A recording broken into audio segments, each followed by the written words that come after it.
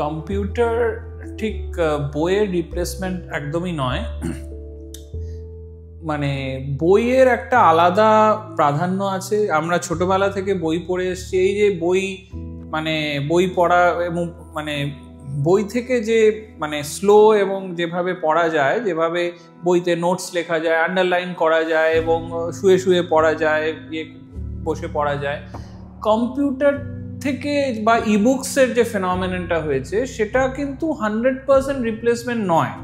কারণ ছাত্রছাত্রীরা সারাক্ষণ ইবুকস থেকে বা কম্পিউটার থেকে কিন্তু সেই যে চোখে স্ট্রেন হওয়া বা সেই ধরনের যে নোটস লেখা, ওই ব্যাপারটা ঠিক আসে না। তবে হ্যাঁ, এটা মানবো যে আজকাল আমরা ফোনে অনেক কিছু পড়তে পারছি এবং কিছুটা রিপ্লেসমেন্ট হয়েছে। বইয়ের কিছু পার্সেন্ট রিপ্লেসমেন্ট ইবুকসে বা ফোন বা স্মার্টফোনগুলো বা কম্পিউটারে হয়েছে, কিন্তু সেটা কিন্তু বইকে রিপ্লেস করা কখনোই সম্ভব নয়। আমরা বই ছোটবেলা থেকে পড়ে এসেছি, সেটার যে চার্ম, যে আন্ডারলাইন করা, নোটস লেখা বা যেরকমভাবে স্লোলি আমরা পড়ে অভ্যস্ত, সেটা কখনোই কম্পিউটার বা স্মার্টফোন বা ইবুকস বা অন্য লাইট ইঙ্ক পেন দিয়ে বা ওগুলো দিয়ে হয় না।